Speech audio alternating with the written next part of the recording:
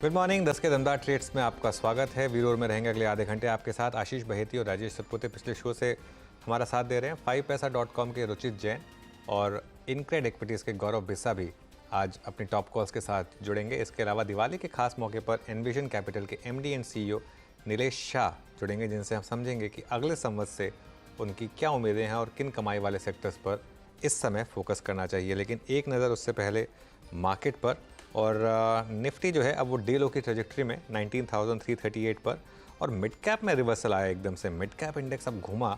सुबह शुरुआत ठीक ठाक थी मिड कैप इंडेक्स की, लेकिन अब मिड कैप इंडेक्स घूमा और आधा % नीचे, 224 पॉइंट नीचे यहाँ पर। बैंक निफ्टी भी 115 पॉइंट नीचे। तो काफ़ी स्टॉक्स हैं जहाँ पर इस समय आपको सेलिंग प्रेशर दिखाई देगा। मुथूट फाइनेंस ऑब्वियसली सुबह से टॉप लूजर है, 7.5% नीचे। यूनाइटेड स्पिरिट्स आज 6% नीचे। उसके अलावा Piramal enterprises, IOC, Ramco cements, Petronet LNG, Manappuram finance, lupin, Glenmark, ये कुछ स्टॉक्स हैं जहां पर इस समय काफ़ी बड़े रिवर्सल आपको दिखाई देंगे ट्रेड में। अपसाइड पर जीएनएफसी, पीएफसी और एमसीएक्स। वीरू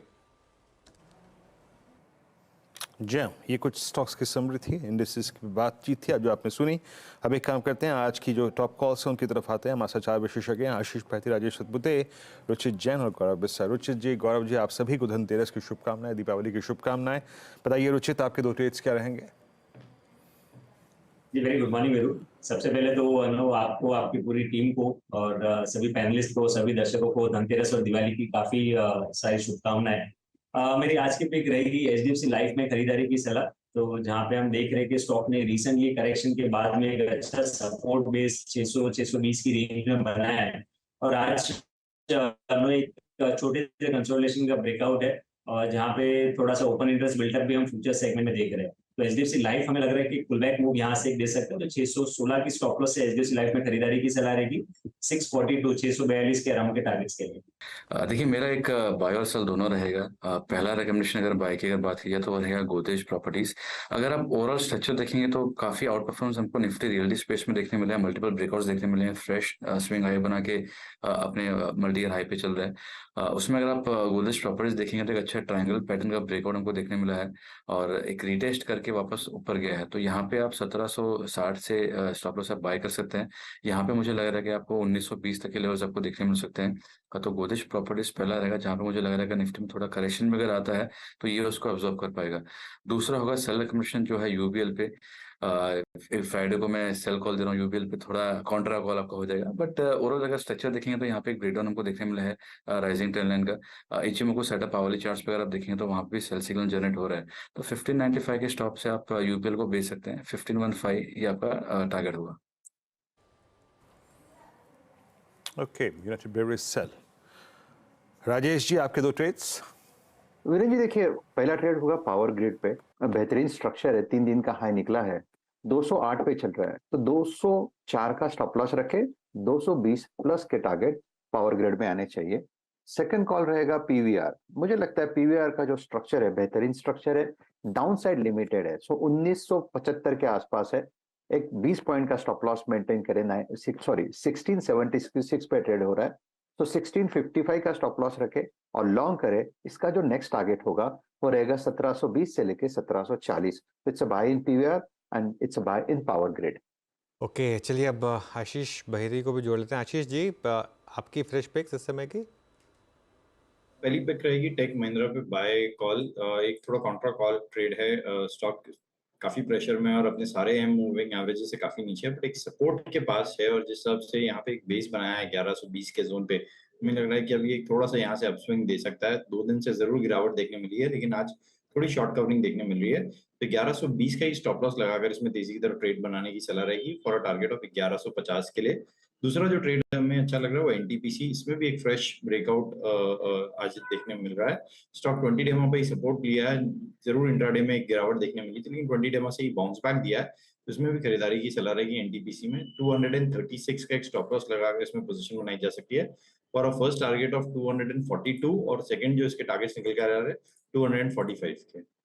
ओके, एनटीपीसी है। अच्छा, एक बार वो लिस्टिंग ले आते हैं, ज़रा स्क्रीन पर एक बार देख लेते हैं। ईसेफ स्मॉल फाइनेंस बैंक की जो लिस्टिंग हुई वो इस समय अच्छी लिस्टिंग हुई। खैर, इशू भी जिस हिसाब से सब्सक्राइब हुआ था, एक्चुअली मार्केट का मूड माहौल थोड़ा और अच्छा होता तो और भी अच्छी लिस्टिंग होनी चाहिए थी, लेकिन 23% कि प्रीमियम के साथ 60 रुपये की इशू प्राइस इस समय लिस्टिंग अच्छी आज की लिस्टिंग, लेकिन दूसरी तरफ होनासा अभी भी 10% नीचे और अब अपने इशू प्राइस से करीब करीब 50 रुपये नीचे आ चुका था इशू प्राइस। हालांकि लोअर लेवल सब थोड़ी बाइंग आ रही है, लेकिन फिर भी करीब करीब 8% नीचे यहाँ पर। एक क्लासिकल केस जहाँ पर शायद प्री आईपीओ इन्वेस्टर्स नहीं सारा कमाई कर ली, आईपीओ इन्वेस्टर के लिए शायद कुछ बचा नहीं। देखते हैं आगे जाके आईपीओ इन्वेस्टर्स को पैसा बनता है या नहीं, अभी के लिए तो लेकिन आईपीओ इन्वेस्टर्स लॉस में 8% नीचे आज ये स्टॉक का।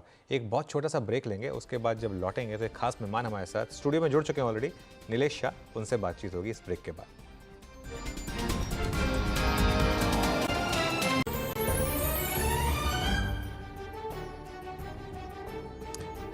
Welcome back. दिवाली के खास मौके पर हमारे साथ जुड़े हैं देश के जाने माने पोर्टफोलियो मैनेजर नीलेश शाह, जो कि एनविजन कैपिटल के फाउंडर, एमडी एंड सीईओ हैं। नीलेश शेयरों को परखने की कला में माहिर माने जाते हैं। स्टॉक पिकिंग स्किल्स के साथ लॉन्ग टर्म ग्रोथ स्टोरी तलाशना भी इन्हें खूब आता है। और इससे पहले नीलेश कोटक म्यूचुअल फंड में भी रह चुके हैं, कोटक सिक्योरिटीज़ में भी रह चुके हैं, तो बाय साइड सेल साइड दोनों का एक्सपीरियंस है नीलेश को। तो उनसे बात करते हैं।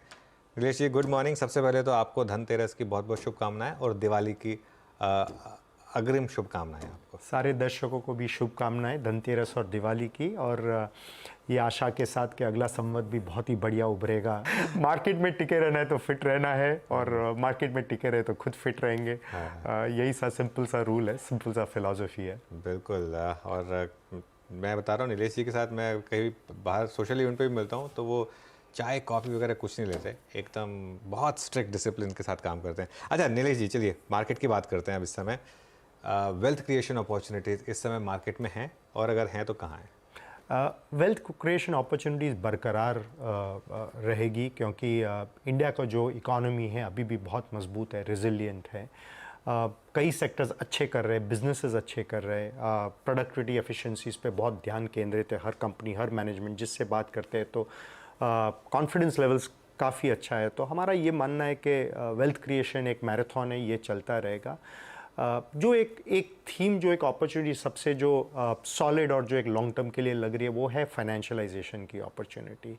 हमारा ऐसा मानना है कि जो हमारा देश है, जो कन्वेंशनली एक देश सेवर्स का रहा है, वो देश वो एक कोहोर्ट जो है वो अभी एक इन्वेस्टर्स की ओर बढ़ रहा है। कन्वर्ट हो रहे सेवर्स से इन्वेस्टर्स, पहली बात है।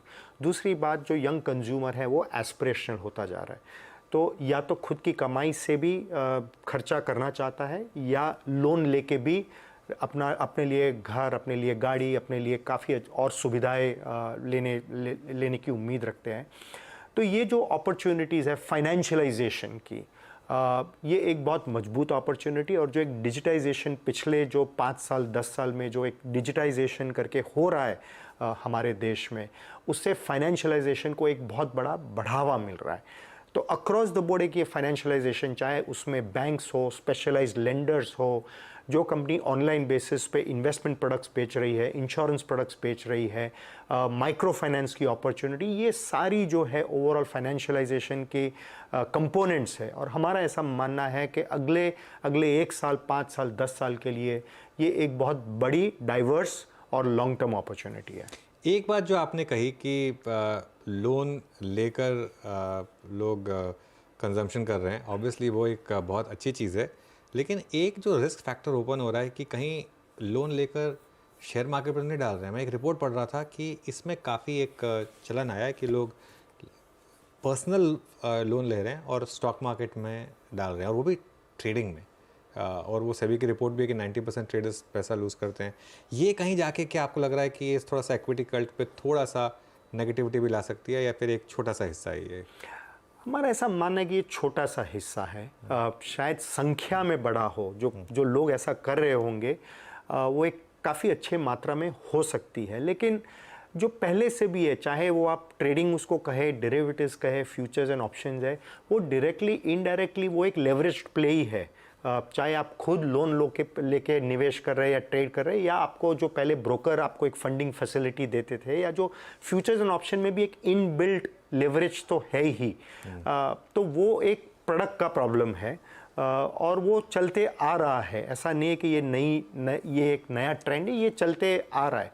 हाँ, अगर कोई 7, 8, 9, 10% पे बोरो करके अगर समझो इन्वेस्ट कर रहे हैं हाई क्वालिटी स्टॉक्स में या अच्छे म्यूचुअल फंड्स में या सिप्स कर रहे हैं या अच्छे पोर्टफोलियो मैनेजमेंट में पैसा डाल रहे हैं, तो वो एक वहाँ पे तो अभी तक उनके लिए एक मुनाफा का ही एक प्रोपोजिशन बना है, या एक मुनाफे का ही अगर आप उसको सौदा बोल सके तो ये मुनाफे का ही सौदा बना है, क्योंकि रिटर्न्स जो है वो अभी तक तो हायर ही रहे हैं। मतलब अगर आपने 10% पे बोरो किया है तो अगर 12-15% का भी रिटर्न बना हो तो आपके लिए पॉजिटिव है, और लेवरेज करके तो उसका प्रभाव या इम्पैक्ट बहुत ज़्यादा है।